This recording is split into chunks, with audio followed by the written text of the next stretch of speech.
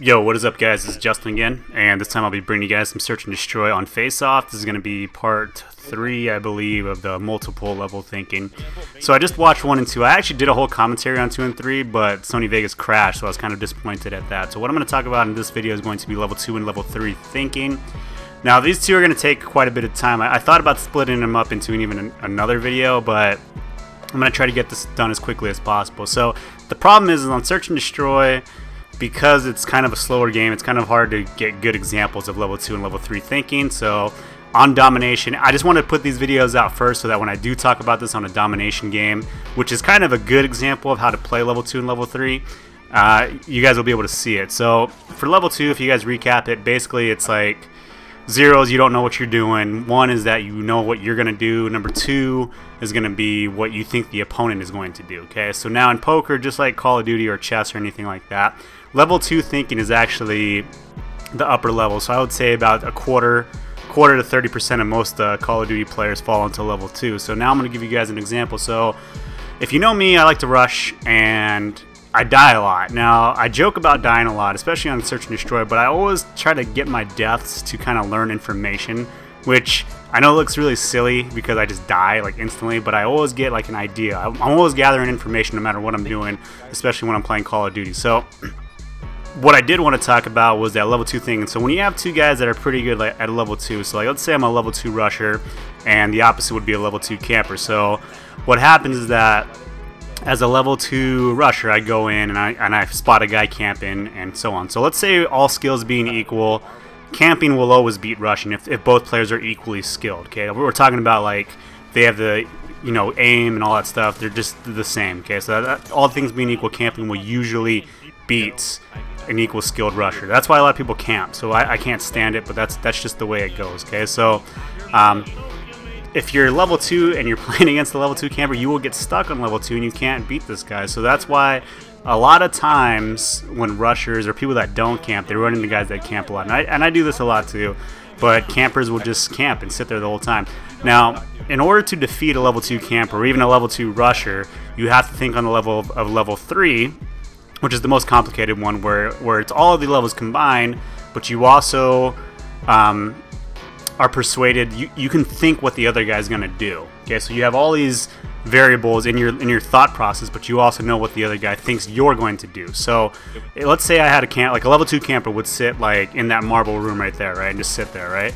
So he would have Sid Rep Pro or something like that, and he would kind of do all these other things. Oh shoot, we're already on round 3.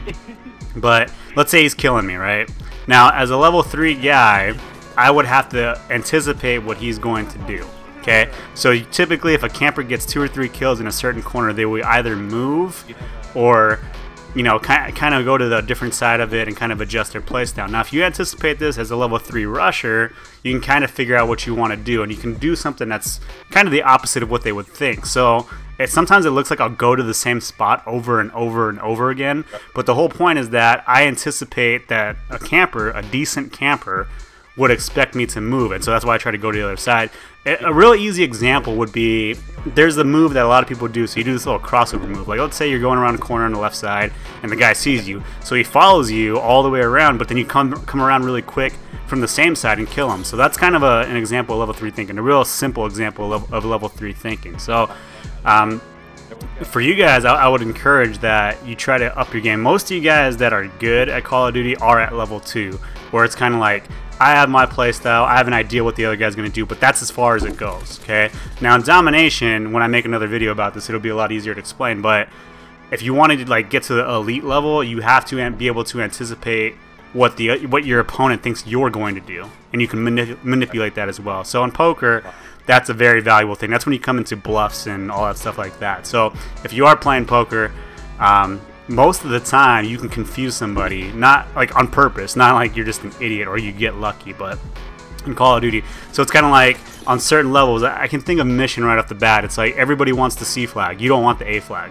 Okay, so if I'm playing against a team that knows that the C flag is the one that they want, then I anticipate that they want me to take the A flag, so I just won't take the A flag. So a lot of times when we spawn on A, we won't take it. I know that doesn't make any sense, but in order to get to this elite level, it's going to be very difficult, because going from level 2 to level 3 is way more difficult than going from level 0 to level 2. Okay, it's just one of those things. As you get better at a game, getting the certain nuances to get growth is going to be more difficult than going from, you know, 0 to 1 to 2. But in this game, Search and Destroy is a good one too, because I kind of change my playstyle. Typically, I always rush no matter what, right? But if there is a team that is camping, I can kind of disrupt them and figure out by thinking that they're going to plan something else. So, excuse me. A lot of times in Search and Destroy, teams will try to switch up their playstyle in anticipation of my playstyle.